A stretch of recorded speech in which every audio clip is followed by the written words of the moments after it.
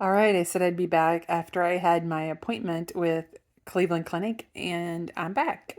So on June 6th, I had my appointment. It was a 3-month follow-up from the February appointment where I was in Cleveland in person. I live in Iowa, so I was there in person in February. I did a virtual appointment on June 6th, which was Thursday. I'm recording this on Friday, June 7th, so that was yesterday. I said I was going to post my results in the video after the appointment, and I got too excited and too busy that I didn't get it done, and I know everyone would understand. But I'm here today to share with you the news of what happened from the appointment. So the appointment was with the nurse practitioner with Cleveland, and the goal of the appointment was to go over the blood work I did. I did a CBC, a CMP, CRP, and SED rate, and to look at those results, check how I was feeling, and if everything was good, then to start tapering the anakinra. And the other goal was to reintroduce workouts and what that meant. So I'll start with the medication. The anakinra is the injection I do every day, 100 milliliters every day. I started that last summer. Actually, it was in August, around August 18th. Um, and I've been taking it every day since then. And this is the last medication I'm on for the pericarditis that started in February of 2023. So the nurse practitioner gave me two options. And this actually came from Dr. Kwan, who's my cardiologist. And I'm told she's one of the top cardiologists there in the pericardial clinic. And she works closely with Dr. Klein, who is who oversees the pericardial clinic and does most of the research for it. And there's two options. And this, I don't know if they do this for every patient, but they gave me those two options and said I can decide.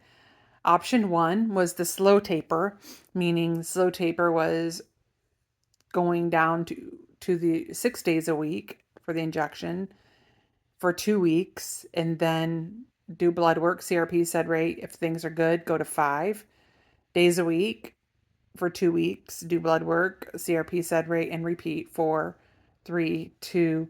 When I get to 1 dose a week, I believe she said I would stay on that for a month, maybe two, before I'm completely off. And the slow taper is what they recommend in general.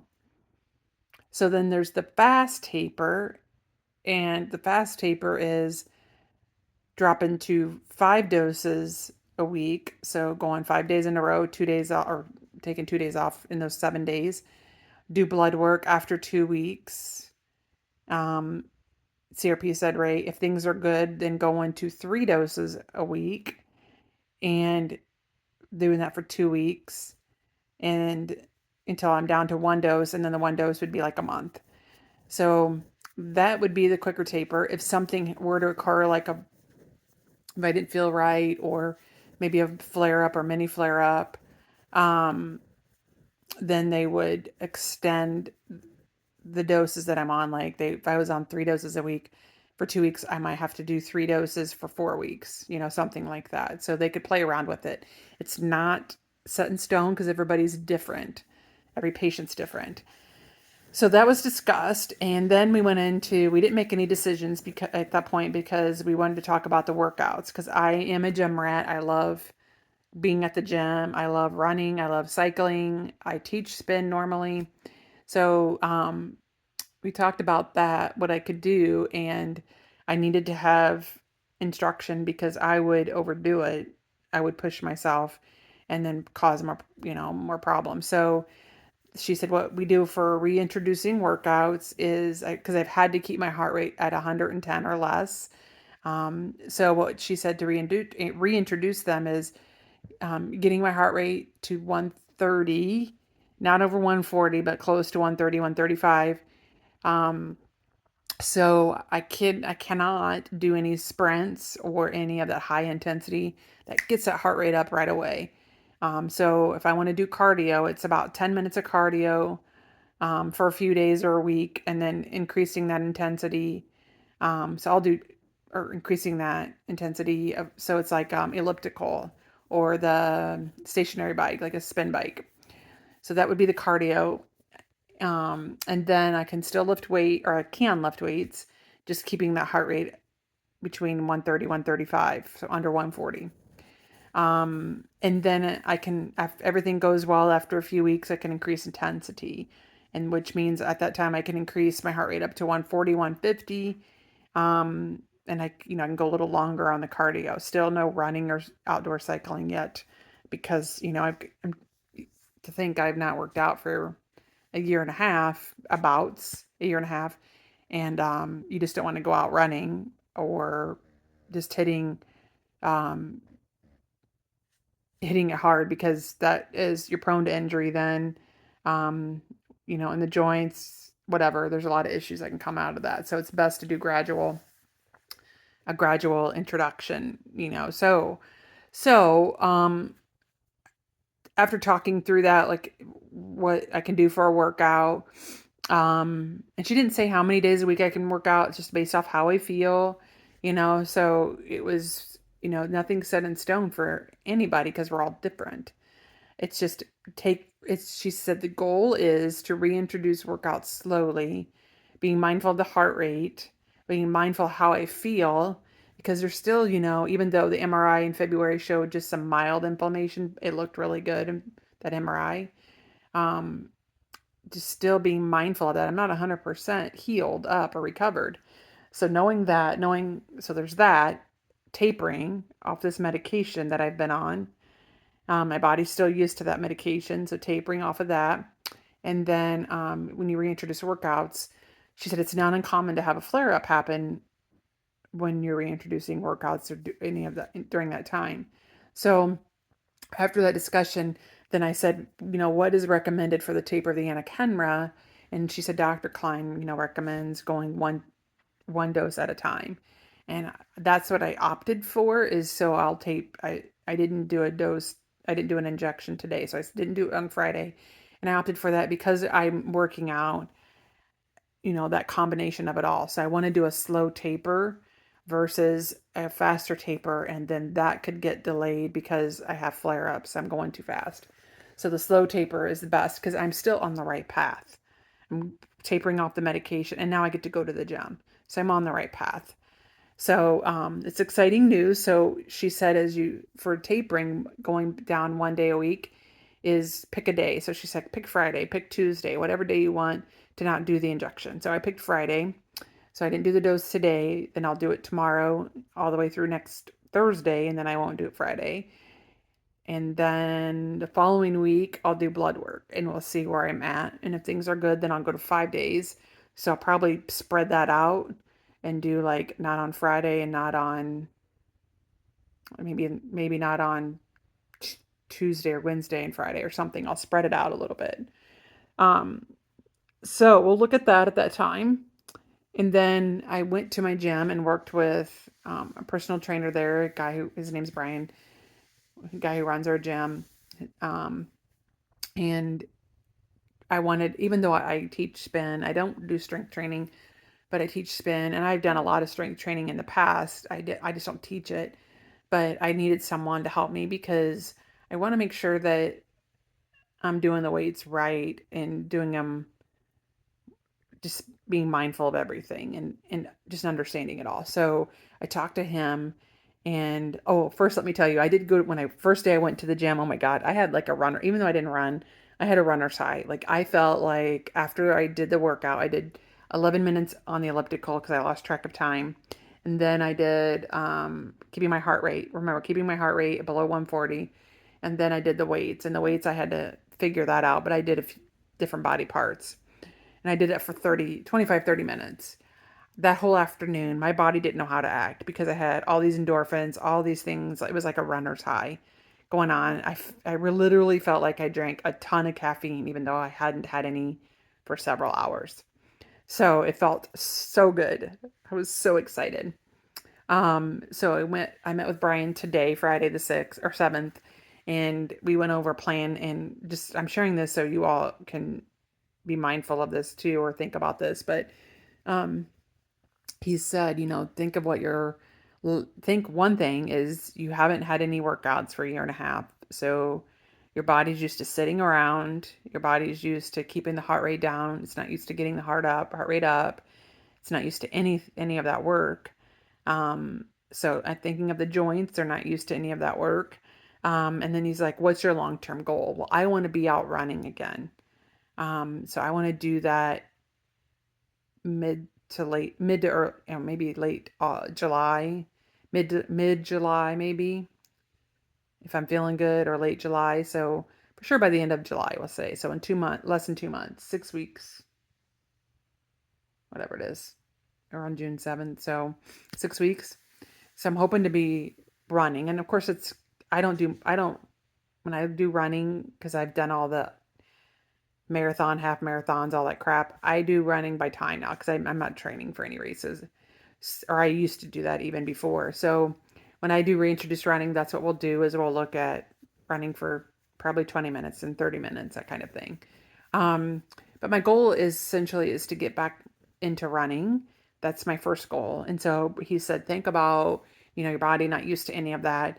And if you don't train those ankles, knees, hips, you just start running, um, I'm going to get injured and then I'm going to be out because of injury. So that's what we're doing is working in different muscle groups, but all of that stuff, working in the ankles, knees, hips, all of that, thinking of all that, not a high weight, um, keeping it low to medium weights, and which is fine because I'm reintroducing working out. It's been a year and a half. So I'll keep at a lower weight and 25, 30 minutes on the weights, 10 minutes on the elliptical or bike. I'll do that for a month is my plan. Maybe essentially get to 15 minutes and then in a month we'll reassess where I'm at. So we're just doing a slow progress. My goal essentially not only is to get it back into running, but to get back into the classes at the gym and just getting back into shape. Because, it's okay for anybody to feel this way, but I have gained weight. Not that I'm obese, but I have gained weight because one, I have to sit around or was sitting around and I couldn't get my heart rate up. My metabolism shot. Was on prednisone forever, almost a year. So all of those factors didn't help, even though I was watching my nutrition still. Like I'm mindful of my nutrition because I don't like how I feel after I eat certain things. I like feeling good. So I'm a protein, vegetable. I don't do a lot of fruit, but some fruits.